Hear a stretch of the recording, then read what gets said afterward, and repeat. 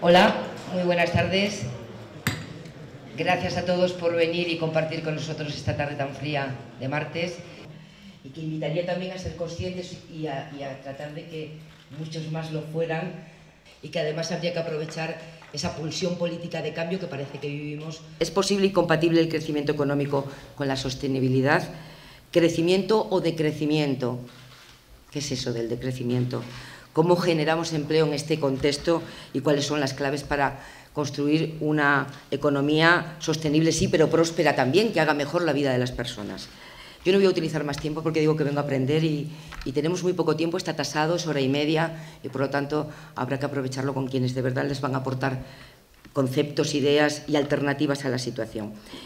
Van a introducir el debate, van a fijar el marco de discusión de esta tarde Juan López Uralde, coportavoz de EQUO, y Jorge Fabra Utray, presidente de Economistas Frente a la Crisis. Luego ellos se irán y vendrán aquí los debatientes, que son Bruno Estrada, director de estudios de la Fundación 1 de Mayo y miembro de Economistas Frente a la Crisis, Cristina Narbona, economista, exministra de Medio Ambiente, miembro de Economistas Frente a la Crisis, Florent Marchellesi, portavoz de EQUO en el Parlamento Europeo, eurodiputado a partir del año que viene, y Mario Sánchez Herrero, que es profesor de Economía de la Universidad Complutense, fundador de COO, nuestro anfitrión, y miembro de EQUO.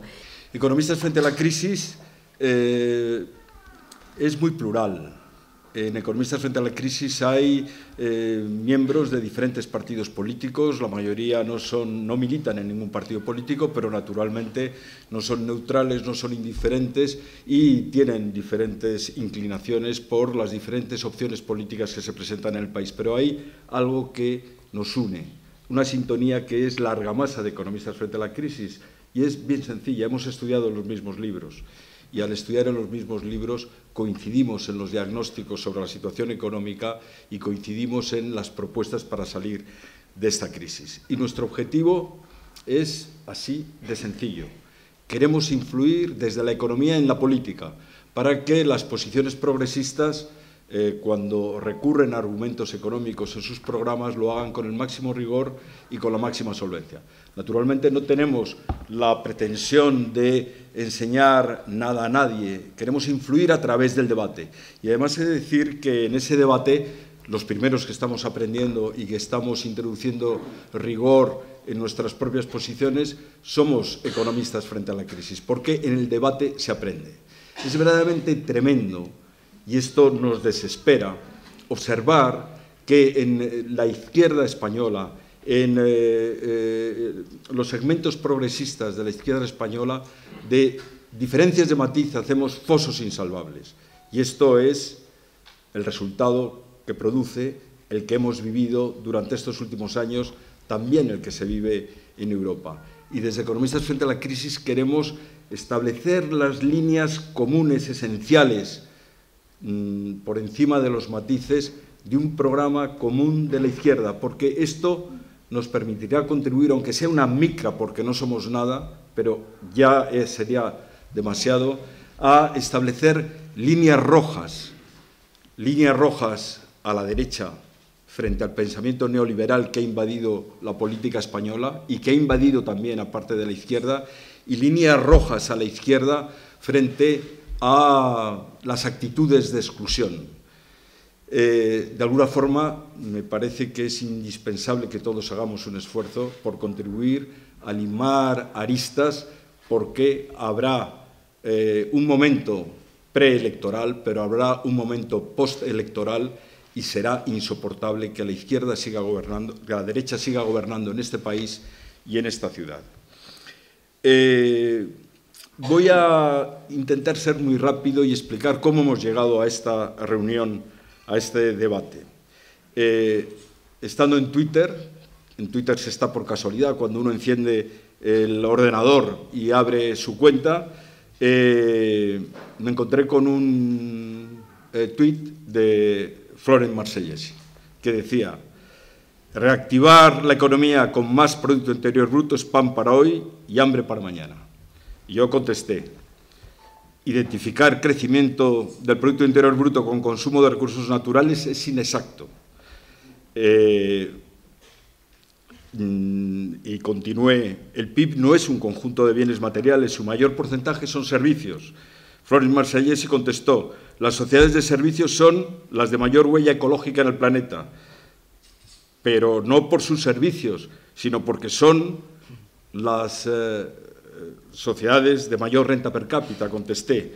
Y él contestó, los servicios no son nada inmateriales, mucha agua, muchas materias primas.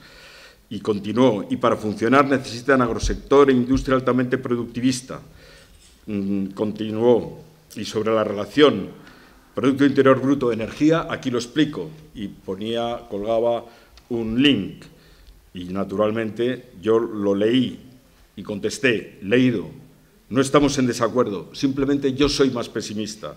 Y Florence Marsellesi me contestó, aún más pesimista, rió, ¿en qué sentido? Y yo le contesté, pertenecemos a una especie animal depredadora que está destruyendo el planeta. La solución no puede venir por la educación porque es demasiado lenta. Seguí, tecnologías renovables más aumento de eficiencia igual a crecimiento sostenible. Y finalicé, bueno, aquí se mezclaron muchos otros ciudadanos que estaban en el espacio digital y he recuperado, pues esto pasó el 30 de noviembre, algunos de los tuits.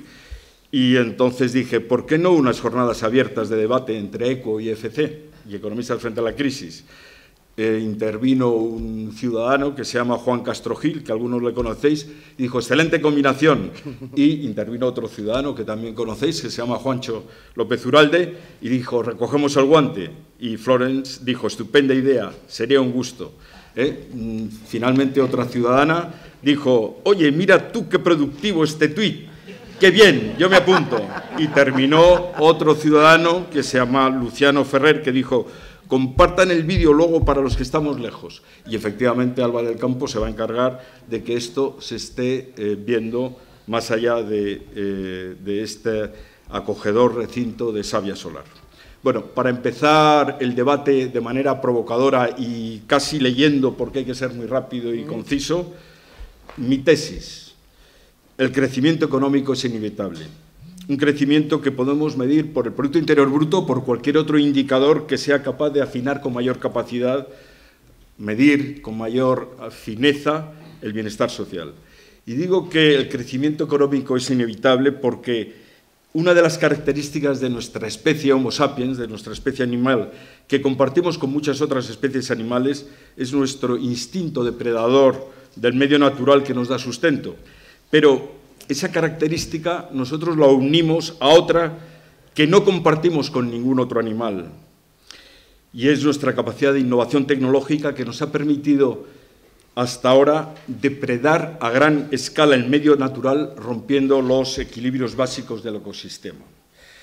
Pero esa misma capacidad ante la toma de conciencia creciente del problema, nos puede permitir basar nuestro desarrollo en recursos inagotables, que no pueden ser depredados, porque son renovables. Es decir, la tecnología podría suministrarnos, pero soy, sin embargo, muy pesimista, los cimientos del desarrollo sostenible evitando la catástrofe. ¿Y por qué digo que el crecimiento es inevitable? Porque no somos capaces, está en nuestro propio instinto, el no ganar cuando hacemos intercambio de bienes y servicios. Eso ya pasaba en el hombre prehistórico, en el paleolítico, cuando hacía trueque. Solamente se hacen transacciones, y eso es lo que permite y nos socializa, si las dos partes ganan, porque si hay una parte que no gana, no se produce la transacción. Por tanto, siempre que existen transacciones, y es inevitable hacer transacciones porque cada uno somos especialistas y cada uno prestamos servicios y bienes diferentes que complementan los que recibimos para que podamos vivir y sobrevivir, cuando las dos partes ganan, se produce crecimiento. Es decir, nuestra especie no sabe más que crecer y, con su capacidad de innovación tecnológica, depredar a gran escala. Pero esta capacidad tecnológica tal vez nos permita, a través del aprovechamiento impensable hace muy poco tiempo de recursos que no son consumibles, inagotables, nos permita tal vez bordear el abismo de la catástrofe ecológica. Muchas gracias. Paso la palabra. Gracias, Jorge. Adelante, Juan. En primer lugar, por supuesto, agradecer a Economistas frente a la crisis el haber aceptado el haber cogido ese guante.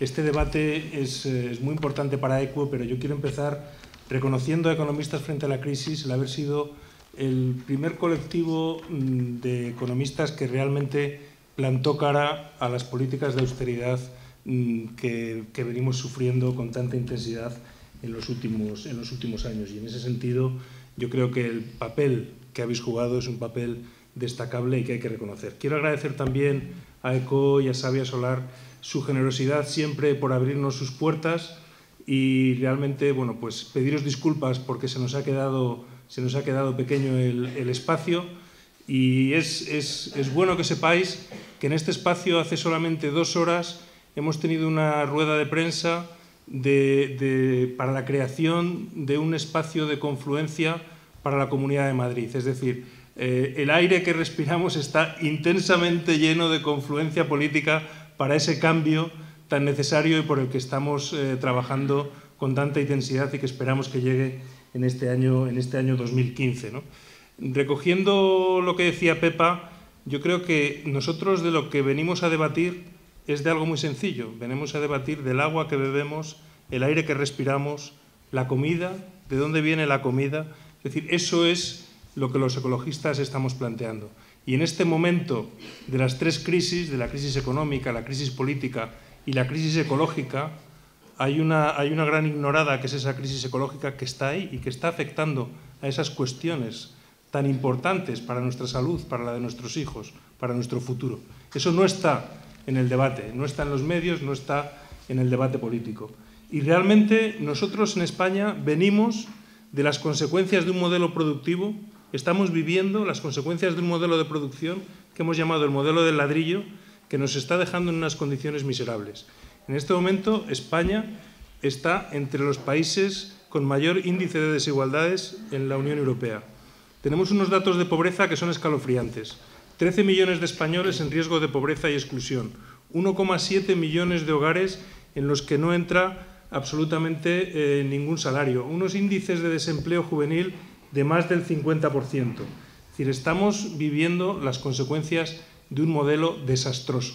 Y lo peor no son las consecuencias de este modelo que estamos viviendo ahora. Lo peor es que no vemos entre las propuestas políticas alternativas diferentes a las que nos han traído aquí. Es decir, nuevamente vemos que se vuelve a confiar en el mismo modelo del ladrillo para salir de la crisis en la que estamos inmersos. Esa crisis de que algunos dicen que estamos saliendo, pero que muchos no ven que esa salida se esté produciendo.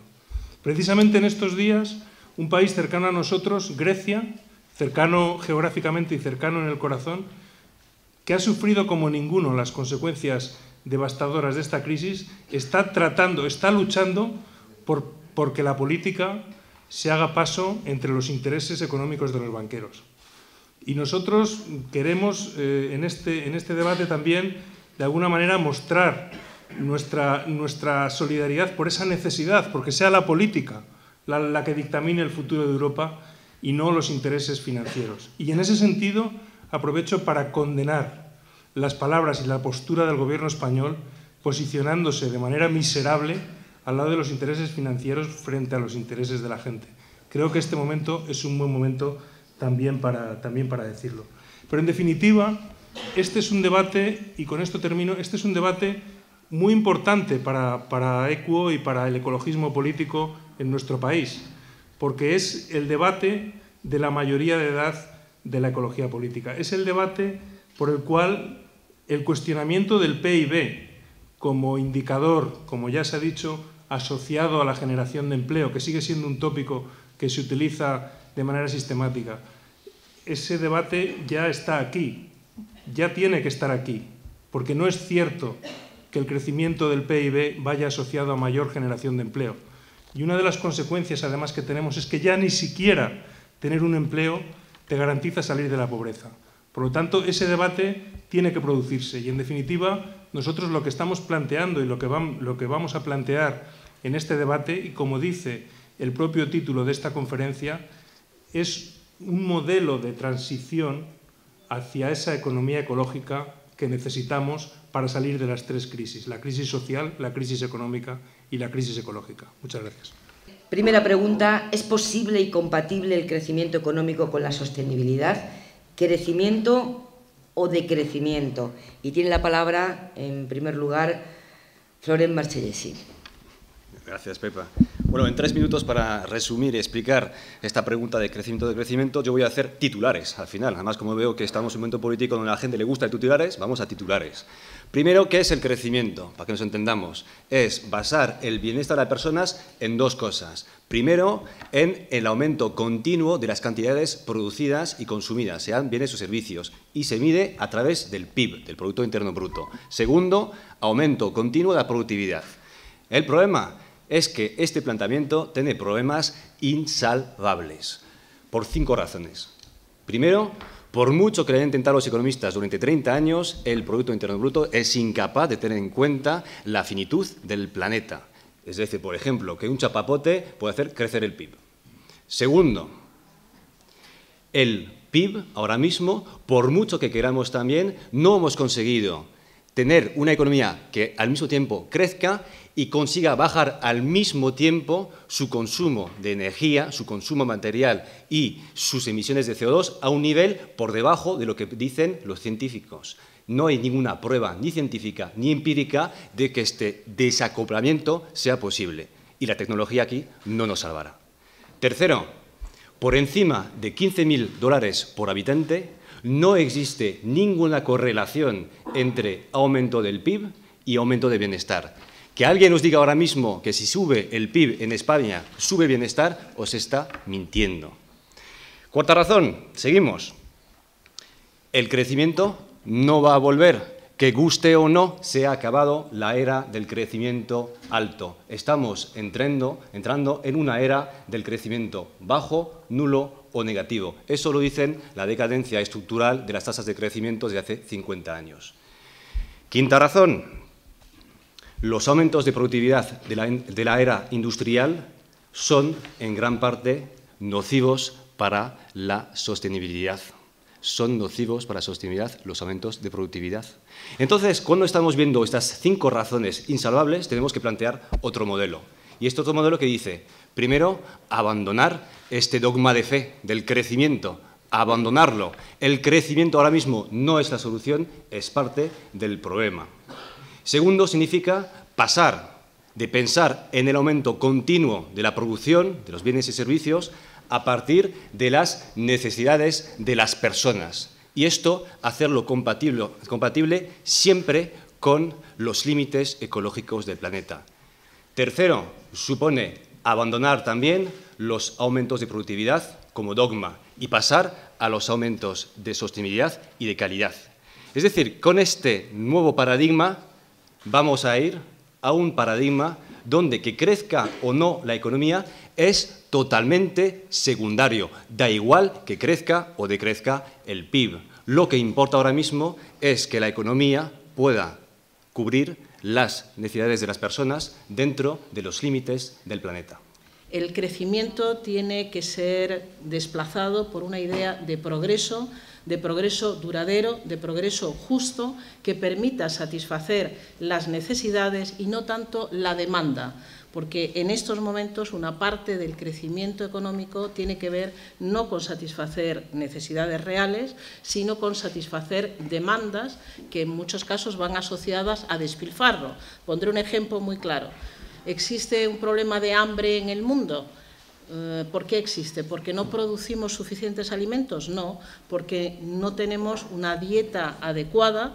Hay más de 1.000 millones de personas que comen mucho más de lo que deberían comer, de manera, por tanto, nociva para su salud, y al otro extremo tenemos otros 1.000 millones aproximadamente de personas que no comen suficiente. Luego, no hay un problema de necesidad de aumentar la producción de alimentos, sino más bien de redistribuir lo que producimos y de avanzar hacia una dieta completamente diferente, con menor consumo de agua, menor consumo de suelo, menor consumo de proteínas animales y menor impacto en términos de emisiones a la atmósfera. Hay actividades que tienen necesariamente que decrecer, nos lo dicen los científicos. Las 2/3 partes de los combustibles fósiles que actualmente se consideran como reservas disponibles tendría que quedarse bajo tierra.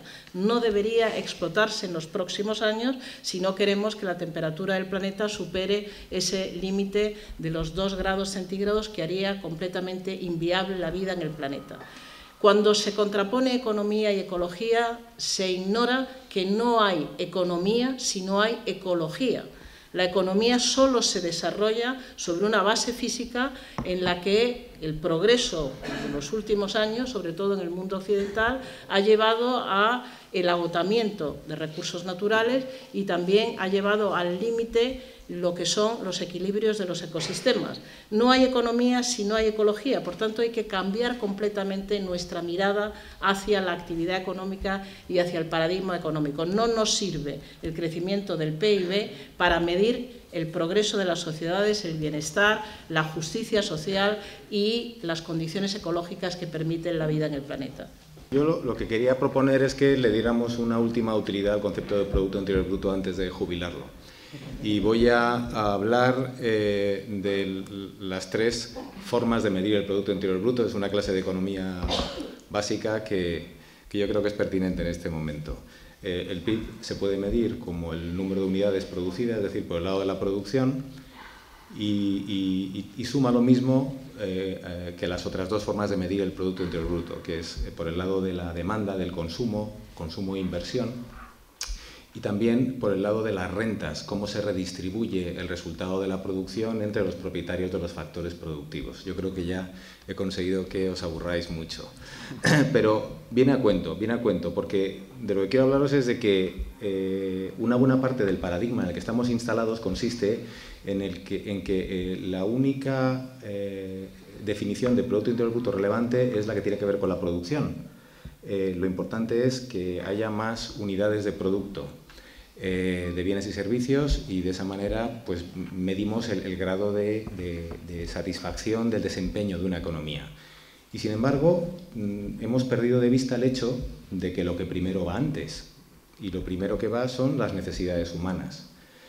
Y solo cuando analizamos madura, consciente, colectivamente, cuáles son esas necesidades humanas, es a partir de ahí cuando nos tenemos que preocupar, en un segundo momento secundario, aunque no irrelevante, determinar la forma de satisfacer esas necesidades humanas. Es decir, desde luego que lo que nos encontramos ahora es que tenemos una economía en la que todavía nos creemos el cuento de la escasez, y eso es lo que justifica la existencia del oficio de economista, entre otras muchas cosas, pero fundamentalmente nos hemos creído la ficción de que hay escasez, y cuando se ha ido desmontando o desvaneciendo, por lo menos en las sociedades opulentas, que ya sabéis que el problema que tenemos en sociedades como la nuestra no es de que no haya renta y bienes y servicios suficientes, sino que simplemente está pésimamente distribuido, nada más. O sea que hay más que de sobra. La idea es que una vez que analizamos, cuando enfocamos desde el lado de la demanda, nos damos cuenta del enorme potencial transformador que puede tener la economía eligiendo esta nueva perspectiva. De lo que se trata es de que colectivamente los grupos humanos, los movimientos sociales, decidamos no solamente pelear por intentar cambiar la política, sino que nos unamos como consumidores conscientes en agrupaciones colectivas para transformar la economía. El elemento de la desmaterialización de la producción y el consumo, en el mismo sentido que se refería Florent Mayesi a lo que lo que se denomina la paradoja de Easterlin, que a partir de un determinado nivel de renta no hay una correlación entre ingresos materiales, renta y bienestar, ¿no? Hay algunos estudios que lo fijan en $13.000 año, otros en $26.000 año, pero parece evidente que cuando los ciudadanos tenemos cubiertas unas determinadas necesidades materiales, o bien optamos por necesidades, pues, productos inmateriales, servicios, ir al cine, ir a una obra de teatro, o optamos también por trabajar menos, por disfrutar de más tiempo con nuestra familia, etcétera, por valores inmateriales que yo creo que... Y eso es una cosa que se está produciendo en los países desarrollados, es decir, que hay unos límites a la acumulación individual en la mayor parte de la población, no en algunos depredadores a los que se refería Jorge, ¿no? Yo creo que para mí, y lo he discutido con varias personas, a mí el concepto de crecimiento me parece que es una mala palabra para un buen concepto, ¿no? Porque el Producto Interior Bruto no es el mejor indicador que tenemos, pero es el indicador que se acepta socialmente. Ojalá sea capaz de construir otro, pero es el que tenemos, es el que marca las decisiones de inversión de las empresas, de consumo, de las administraciones, de impuestos, etcétera, etcétera. Y el problema es que en el Producto Interior Bruto hay un componente material, pero hay un componente inmaterial que es el pago del trabajo. Y evidentemente podemos decir, si no, hay incrementos del Producto Interior Bruto que no generan empleo, pero si no se incrementa el Producto Interior Bruto, seguro que no se va a generar empleo, ¿no? Y en ese sentido, yo creo que la situación en la que está la humanidad, no en nuestro país, que estamos como en un camino inverso, pero los éxitos del capitalismo en proveernos de bienes materiales lo que están haciendo es que el homus economicus, el hombre racional que decide sus elementos en base a la racionalidad material y económica, cada vez sea más pequeño, se esté diluyendo. Es decir, en nuestras decisiones en los países desarrollados, los valores que no tienen que ver con los elementos materiales cada vez son más importantes, ¿no? Y esto es un elemento, yo creo que es una tendencia grande en la sociedad mundial. El problema es evidentemente que esa desmetalización del consumo y la producción tiene que darse de forma paralela a un proceso de equilibrio en términos poblacionales de la totalidad del planeta. Y en ese sentido, discrepar con una afirmación que se ha realizado por varias de las personas. Yo no creo que nuestro planeta sea finito. O sea, tenemos una aportación, es finito en términos materiales, en términos de la cantidad de materiales que hay, es finito en términos de la cantidad de contaminación que puede absorber, posiblemente, pero no es finito en términos energéticos. Recibimos una aportación del Sol que se estima anualmente en unos 170 millones de centrales nucleares de 1000 megavatios, ¿no? Corresponde la capacidad energética que correspondería, que es como 5 o 10.000 veces el consumo anual que hay en el planeta. Es decir, lo que tenemos que tener son tecnologías e instituciones democráticas para que se tomen las decisiones correctas. Muchas gracias. Ya que estábamos hablando de empleo, voy a seguir con el asunto. En la OIT estamos haciendo ahora un ejercicio, estamos a punto del centenario, en el 19 nació la OIT y estamos haciendo un ejercicio de investigación y será de debate para el centenario, que es el siguiente: ¿qué va a ser del empleo a lo largo de este siglo? Y tenemos 1 millón de incertidumbres. Creemos que es necesario abordar este asunto y abordarlo en serio. Estamos viendo, por ejemplo, la situación en España. Ha cambiado, hay una recuperación económica real, pero es una recuperación sin empleo. Sin embargo, cuando hubo la crisis, cuando hubo la caída del PIB, cada caída del PIB de medio punto arrastraba 1,5 puntos o 2 puntos de caída del empleo. Es decir, que el crecimiento económico no acaba de resolver los problemas de empleo, la recesión económica es durísima sobre el empleo. Entonces, tenemos ahí, ¿falta empleo en el mundo? Hay 200 millones de desempleados en el mundo. Hay casi 200 millones de niñas y de niños trabajando. El reparto del empleo, en realidad lo que trabajan en el Reino Unido, se hizo un estudio de que se trabajaba de media y se trabajan 21 horas a la semana. En España saldría algo parecido. Bueno, de hecho, en los últimos años se está viendo un reparto efectivo del empleo. Uno, ¿cuál fue la vida de Nikola Tesla? Esto de que tenía un rifirrafe con Edison, con su corriente alterna o continua. Aquí también con Marconi, esto de que la onda de radio, y al final él, lo que es una leyenda, por tanto no está demostrado ni dejado de demostrar, es el tema de esto de que él decía que cogiendo a la corteza terrestre energía se podía dar energía ilimitada a todo el mundo. Lo que pasa es que forma parte de la leyenda. Con la ozonoterapia también pasa más o menos lo mismo. Es decir, ¿cuál es el problema de la ozonoterapia? Que no se puede tratar, no se puede comercializar, por tanto, pues no les interesa esto investigar con la ozonoterapia. Pero la ozonoterapia es muy, de esto, según los ozonoterapistas, que no, el Ministerio de Salud es muy útil. ¿Por qué? Porque puede servir, según dicen los ozonoterapistas, para curar el ébola y para curar la hepatitis C. Ahora bien, ¿cuál es el problema? Esto que el Ministerio de Salud solamente esto, la ha reconocido. Acérquese al micrófono. Solamente ha reconocido la ozonoterapia intradiscal para dolores de lumbago y cosas de estas. El tema es que quizás si se investigaran cosas como esta más, pues entonces priorizaremos el ser humano sobre el capital. En el sector de la sanidad se cree muchas veces que más tecnología, más sanidad es mejor y muchas veces es peor. Y se da la paradoja de que la gente confía mucho en la tecnología. Esto no es independiente de que las políticas estén capturadas. Y se puede cambiar mucha tecnología por personas. Por ejemplo, se tiene más ganancia en salud haciendo rehabilitación cardíaca con fisioterapeutas que no con bypasses y con tecnologías.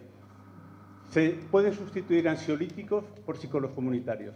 Se puede hacer prevención de caídas en ancianos con enfermería comunitaria. Y muchas tecnologías se pueden quitar. Es más barato, con menos inversión hay más ganancia en salud. Y por lo tanto se puede cambiar. Y muchas veces pensamos más es mejor y en sanidad más no siempre es mejor, sino que a veces es perjudicial. Y yo creo que ahí hay un buen nicho de empleo. ¿Por qué a veces eso no se hace? Yo creo que estoy de acuerdo con lo que se ha dicho antes. La política de salud, la formación, la investigación está capturada por las corporaciones. Muchas gracias. Micrófono aquí. Esa señora. Hola, buenas. Bueno, yo quiero decir que después de oír, yo admiro a los economistas porque los entiendo muy mal. Entonces, creo que al descubrir la ecología política, me di cuenta de que realmente la ecología es todo, es el ecosistema en el que estamos metidos. Entonces, me interesa mucho más, como lo ha mencionado Cristina Narbona, hay que diseñar la política, qué sociedad queremos, cómo queremos que sea la gente, las personas, y adaptar la economía. La economía es una herramienta y lo estamos haciendo al revés desde hace mucho tiempo. Lo de los salarios máximos que decía Floren es verdad, porque a partir de una cantidad la gente empieza a especular con el dinero y se hacen esas masas inmensas de una economía ficticia y que afecta tremendamente a las personas. Y la economía que tenemos que fomentar es la economía real, que, por ejemplo, como lo que decía el último interviniente, es que es la real, la que resuelve cosas directamente. Entonces, yo pienso que la política tiene que pensar, como se habló con el informe Brundtland, el desarrollo sostenible es el que garantiza las futuras generaciones. Y eso no lo tenemos que perder de vista en ningún momento. Tenemos que rendir cuentas de qué hemos hecho y por qué hemos apostado y cómo hemos vivido. Y hay elementos que existen, como puede ser el comercio justo. Ahora, por ejemplo, yo voy a comprarme un Fairphone, un teléfono de comercio justo. Meteros en la web y enteraros de que es un Fairphone, porque es el juego contrario a lo que estamos haciendo, a cómo estamos siendo cómplices de prácticas absolutamente maléficas. Aparecen, pero no como el elemento central que son las grandes corporaciones. O sea, no tenemos suficientemente en cuenta que cualquier transición ecológica en serio topa muy rápidamente con el poder estructural del capital, y lo que está detrás de esa necesidad de crecimiento es la acumulación de capital. Si eso no lo ponemos en el centro, es difícil que las respuestas sean atinadas. Y luego, en segundo lugar, tampoco estamos seguramente haciéndonos cargo de que ya no estamos en los años 60, ni en los años 70, ni en los años 80, ni en los años 90 del siglo XX, que lo que tenemos enfrente son márgenes de maniobra mucho más estrechos y perspectivas mucho más duras y plazos mucho más perentorios, ¿no? Digo porque como en el título estaban las dos palabras y hemos hablado solo de una, pues conviene tomar la palabra para hablar de la otra, ¿no? ¿Qué es lo que suele pasar con estas cosas, ¿no? Hombre, yo no estoy de acuerdo con algunas de las cosas que se han dicho. Me parece que es evidente que se dice que el hombre es un depredador. Yo creo que la historia del género humano, del hombre como especie, no avala esa tesis, ¿no? Es decir, el hombre, en la mayoría del tiempo, un depredador de los recursos naturales, me refiero, en la mayoría del tiempo de su existencia sobre la Tierra, ha sido todo lo contrario, un enorme cuidador de la naturaleza. Es decir, ha tenido que cuidar de la naturaleza para poder sobrevivir, y lo ha hecho perfectamente. Si no, en cambio, sí que puedo admitir que el hombre es un predador ahora de los recursos naturales, pero yo creo que es porque está muy presionado. Es decir, cualquier animal, perdonad que hable así de los hombres, en una situación de riesgo, de vulnerabilidad, se vuelve depredador. Es decir, que probablemente lo que nos ocurre es que en el 98% de nuestro tiempo no hemos sido depredadores y en los últimos años lo somos. Y eso probablemente tiene que ver con una estructura de poder, es el problema del poder. Y porque lo que hace el poder es inducir una equivocación en la captura de los valores, ¿no? En la asignación de valores que hacemos los humanos, ¿no? Y probablemente estamos equivocándonos. Todas estas burbujas, me imagino que es un problema de equivocación en los valores, ¿no? Es decir, la gente se equivoca en los valores porque se le induce a equivocarse en los valores. La gente quiere trabajar. Hace unos años la mayoría de la gente se peleaba por coger la baja, ¿no? Eso de querer trabajar es una situación también un poco anómala, ¿no? Pero bueno, yo lo puedo llegar a admitir. Pero en lo de la asignación de valores, volviendo a la asignación de valores, al error de la asignación de valores, me lleva a la otra afirmación. Yo creo que la educación es clave, porque lo que nos pasa es que tenemos un problema, quizá, esta sociedad, de marco de conocimiento.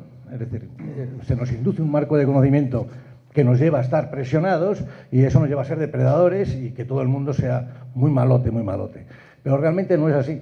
Es decir, yo creo que necesitamos la educación y necesitamos una buena educación y necesitamos aprender de otras cosas, ¿no? Aprender muchas cosas, ¿no? Y la educación puede ser un elemento clave para poder cambiar ese paradigma, ¿no? Un elemento fundamental que se me había olvidado en los términos de política industrial, evidentemente, es la transición al 100% de energías renovables y una mayor eficiencia energética. Pero pensemos a veces la trampa que nos hacemos cuando decía Florent Marchesi, podemos crear empleo y podemos crear riqueza en otros sectores. Sí, pero creamos riqueza y creamos empleo, crecemos. Crecemos rehabilitando casas, crecemos haciendo movilidad sostenible, es decir, crecemos.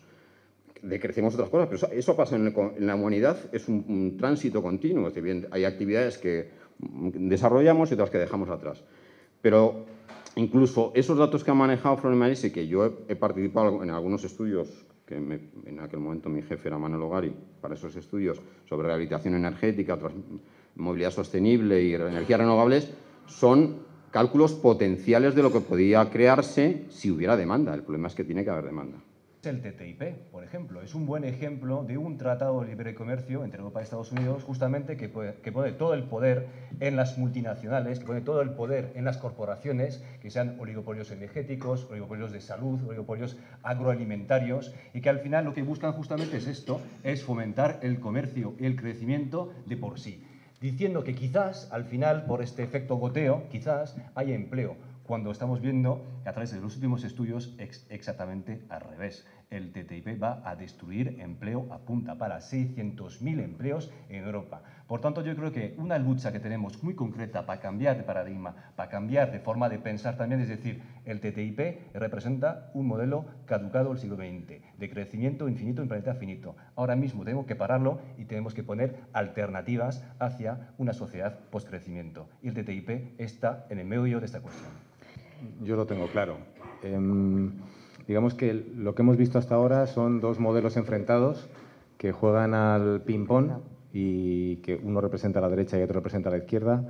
En la derecha están aquellos que defienden el mercado como el mejor asignador de recursos y el mayor generador de riqueza, ya sabemos a dónde nos conduce, y en el otro lado están aquellos que defienden el Estado como mecanismo corrector, en algunos casos como líder absoluto del funcionamiento de la economía y en otros como mecanismo corrector. Yo creo que lo que está pasando en este país, y es algo muy ilusionante, esperemos que se mantenga la ilusión, es una revolución o removimiento ciudadano, ¿vale? Y tenemos por consiguiente la oportunidad de aprovechar ese movimiento ciudadano no solamente para incidir en la política, sino también para incidir en la economía. Y esto conecta con la idea que defiendo, lo de mi libro, ¿no? La idea de que lo primero va antes y lo primero va a la demanda. Entonces, yo creo que los ciudadanos, cuando se habla de democratizar la economía, que es un poco un discurso que se está escuchando últimamente, que fundamentalmente consiste en quitar poder a los auténticamente poderosos en el mundo, que no son los poderes políticos o los gobiernos, sino que son las grandes corporaciones, se habla de democratizar la economía y eso se suele asociar con la idea de constituir cooperativas que sean las que con esa forma jurídica más democrática se ocupen de producir los bienes y servicios con las que satisfacemos necesidades. Sin embargo, yo tengo otra idea muy distinta que quiero insistir y compartir con vosotros y vosotras de lo que es democratizar la economía. Y eso pasa porque los ciudadanos nos empoderemos por el lado del consumo. O sea que no podemos seguir consumiendo acríticamente.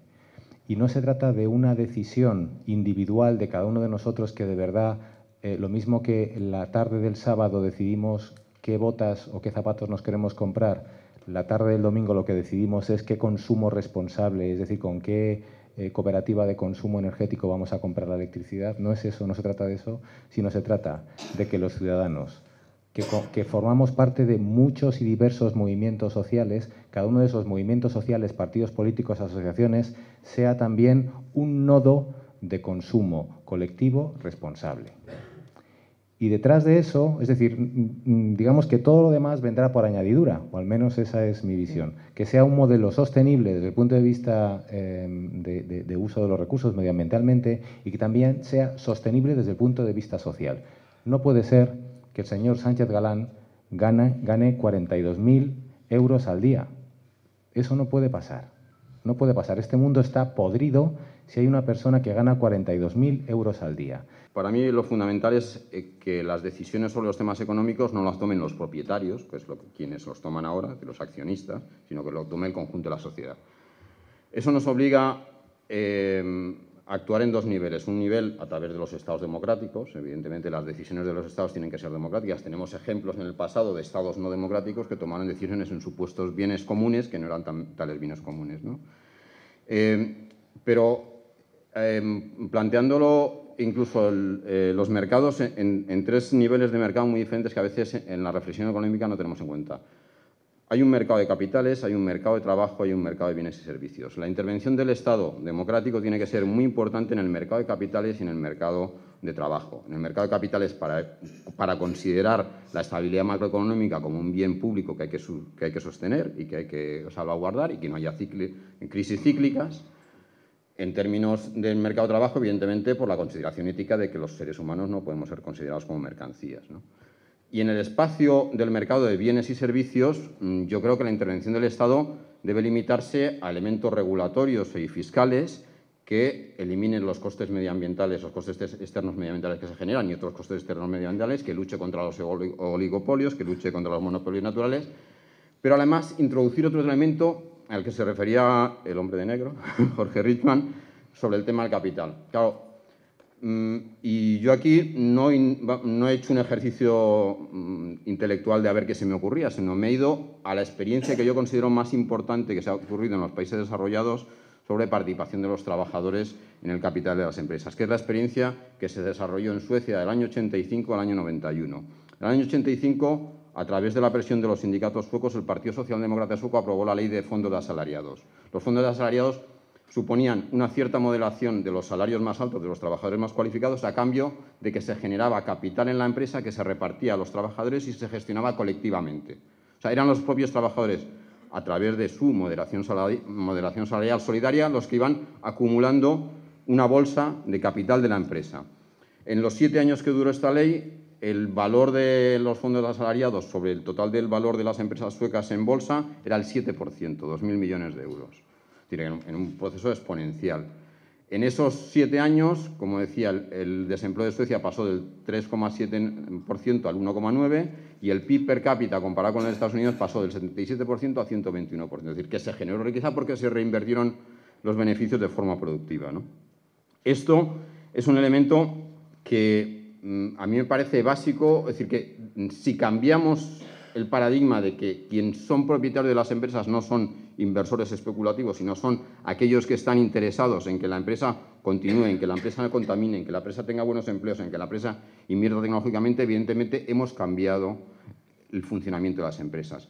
Aquí no solo vamos a cambiar la actuación de las grandes corporaciones por la vía del consumo, aquí tenemos que ser capaces de orientar las decisiones políticas desde una ciudadanía que sea plenamente consciente de lo que estamos diciendo esta tarde aquí, que la economía no es más que la ciencia de administrar recursos, pero la ecología es el conocimiento de los recursos, es el conocimiento del entorno que hace posible la vida.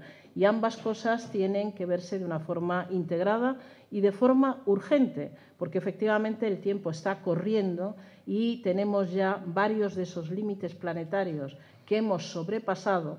En los años 60 todavía no se hablaba de límites planetarios, pero ahí están los trabajos del Instituto de Resiliencia de Estocolmo sobre los límites planetarios, que ya se han incorporado, por ejemplo, en el debate de Naciones Unidas sobre los nuevos objetivos de desarrollo del milenio. López Uralde.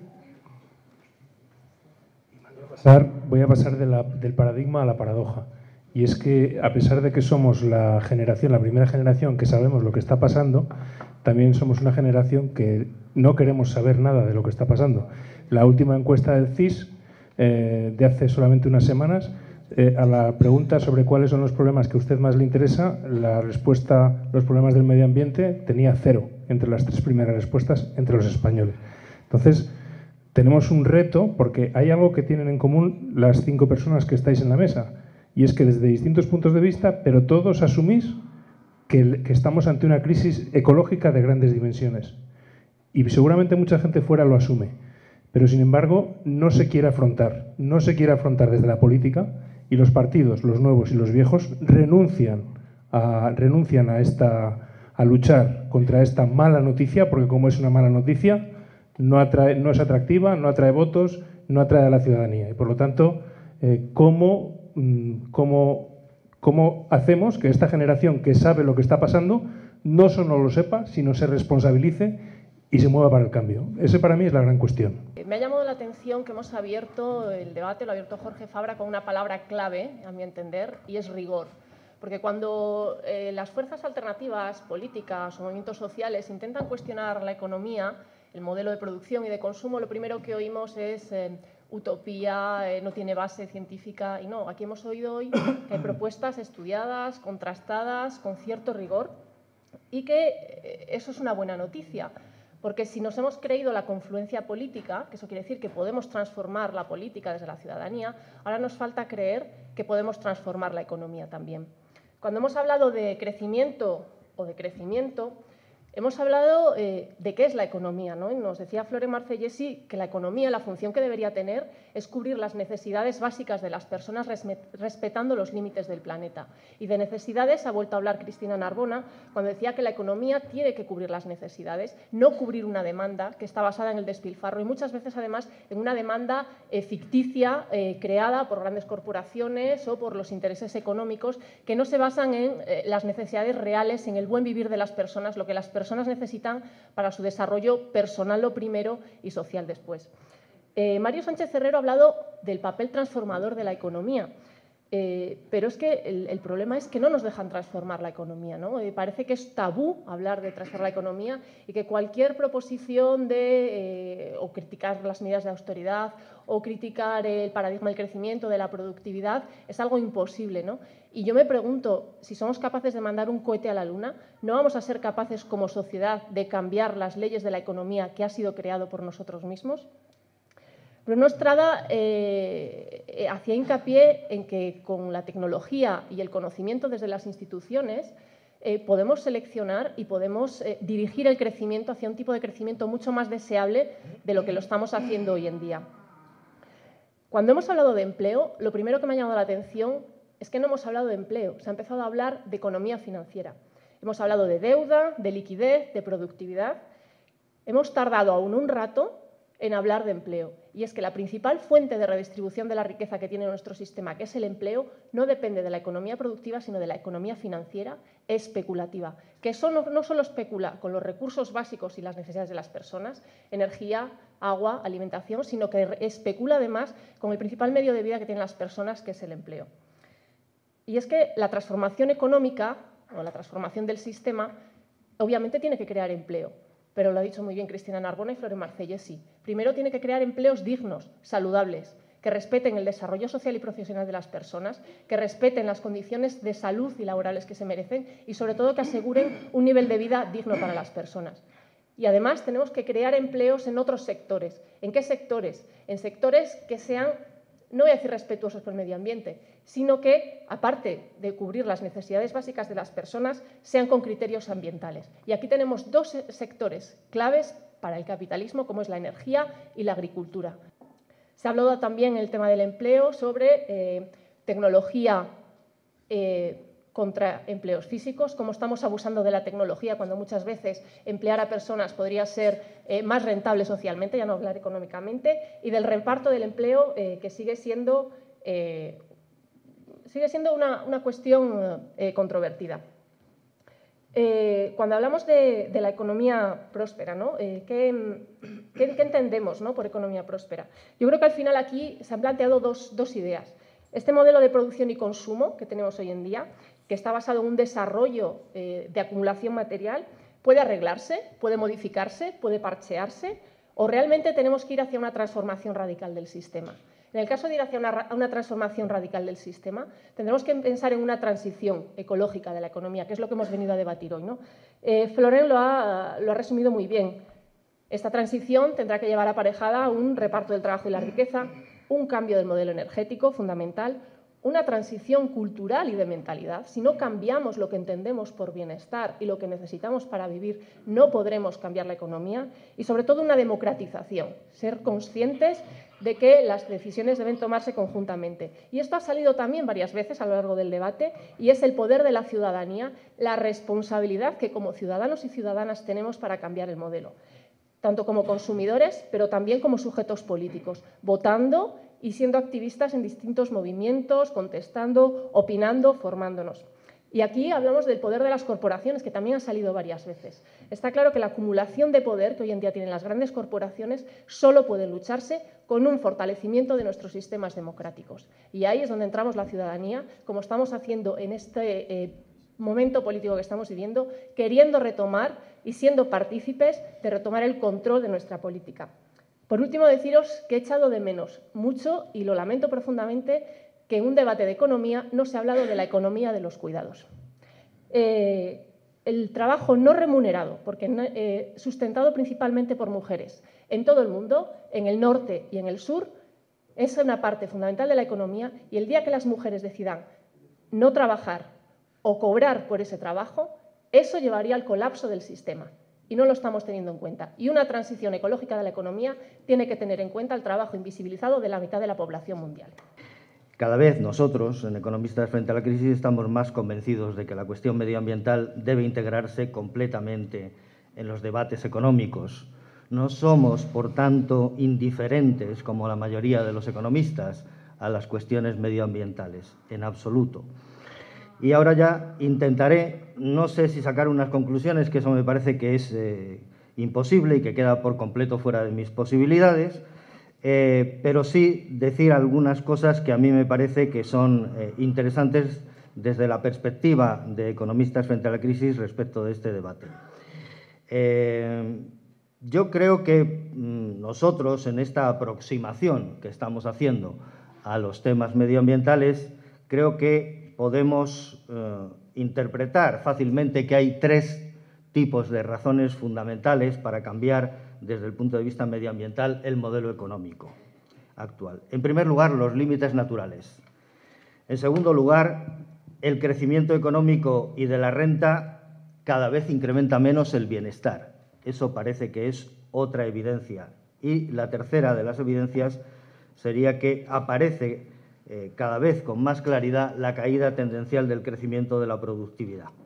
Se habla mucho de la caída de la población, pero no del crecimiento de la productividad. Yo he estado mirando algunos datos y la productividad entre 1949 y 1973 crecía al 5% anual, entre el 73 y el 89 al 3% anual, entre el 89 y el 2009 al 1% anual, es decir, a tasas propias del siglo XIX.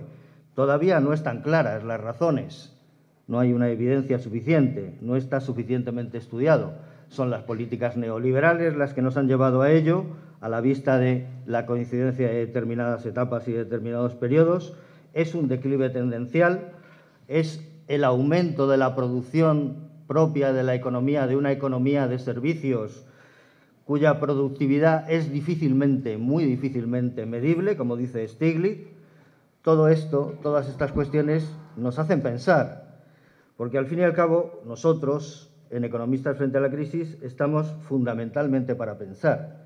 Nosotros lo que decimos en nuestra página web es que queremos poner el pensamiento económico al servicio de los ciudadanos y que si aceptamos que esos son los grandes límites, las grandes razones por las que hay que abordar una transición hacia otro modelo económico y que aceptamos, como muy bien decía Cristina, que nos queda poco tiempo, que hay una verdadera urgencia en hacer esa transición y ese cambio de modelo económico, en empezar a hacerlo, porque esa transición no se va a poder hacer de la noche a la mañana, naturalmente, tendremos que aceptar como primer elemento que el tipo de crecimiento actual es claramente limitado y que es inevitable cambiar ese modelo de crecimiento, pero que no está del todo construido, en mi opinión, ni mucho menos, cuál es el nuevo modelo al que tenemos que ir. Seguramente nos ayudará la tecnología,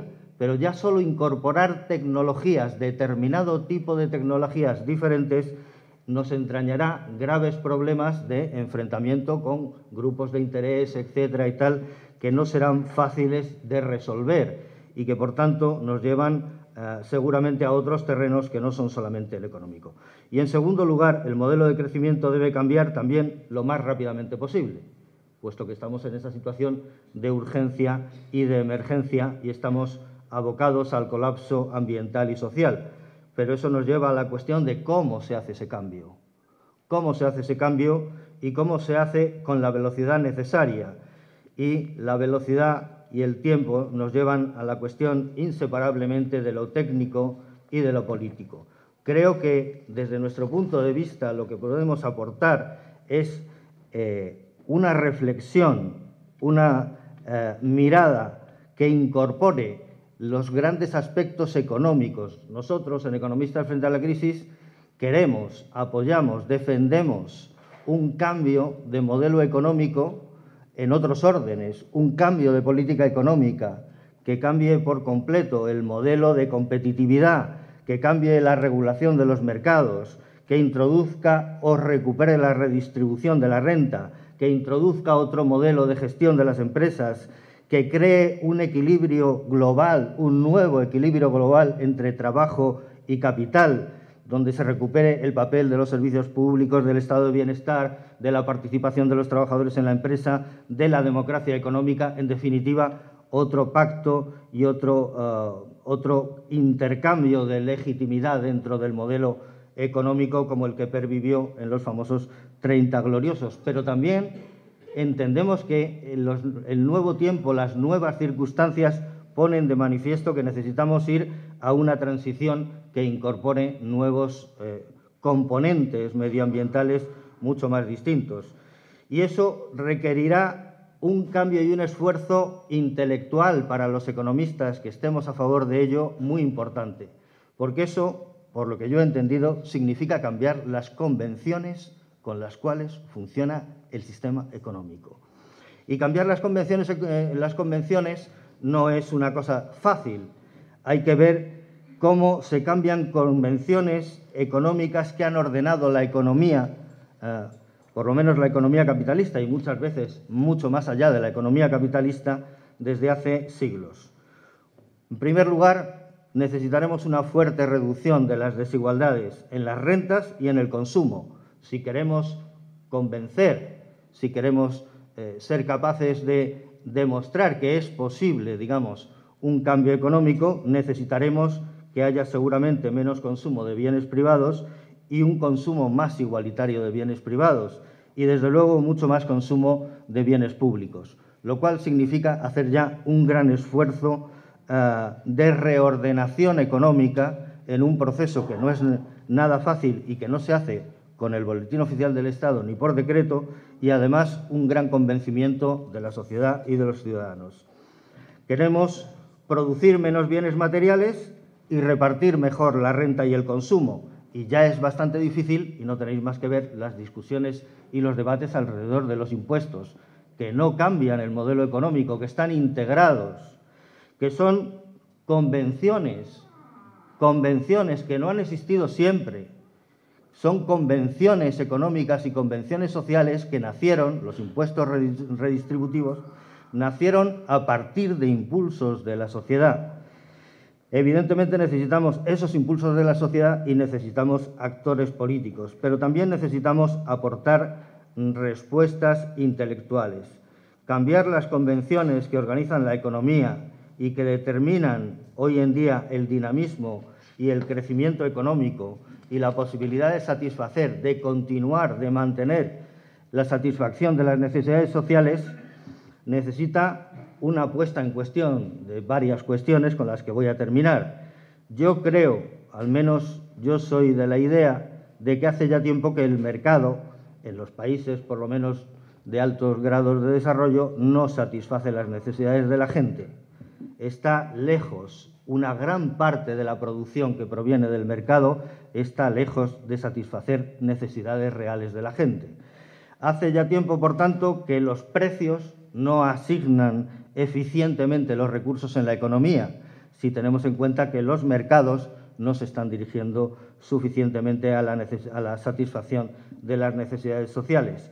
Pero ¿cómo se hace funcionar una economía donde los mercados tienen que cambiar y donde el sistema, la herramienta principal de asignación de recursos no funciona, o queremos cambiarla, o queremos modificarla, o queremos introducir correcciones en la misma? Son, desde nuestro punto de vista, grandes preguntas económicas que, junto a las cuestiones políticas, deben ser respondidas, y deben ser respondidas con rigor y con profundidad. Queremos crear empleo, y queremos crear empleo de una nueva manera y un nuevo tipo de empleo, un mejor tipo de empleo.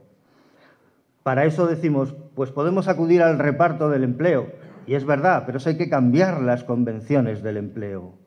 Ahora mismo tenemos una situación donde unos trabajan mucho y otros no trabajan nada, donde unos ganan mucho y otros tienen salarios parciales.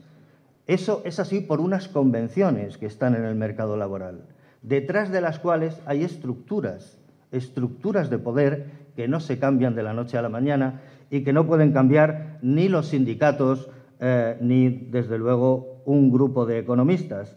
Pero tendremos que decir que hay otra manera, desde luego, de crear empleo y otra manera de repartir el trabajo para que se acabe con una situación en la que unos ganan muchísimo y otros tienen salarios de miseria. En definitiva, esa es la tarea a medio plazo, construir otro modelo más racional, mucho más sostenible y mucho más equitativo. Y no me parece que se pueda prescindir de ninguna de las tres. Y este es un poco el compromiso de economistas frente a la crisis hoy. Muchas gracias.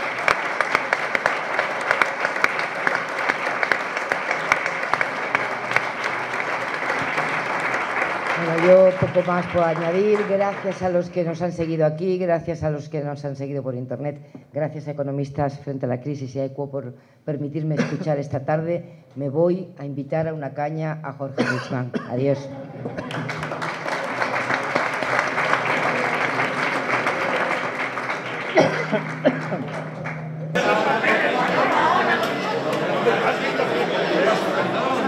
Última encuesta de la SER con la subida de una marca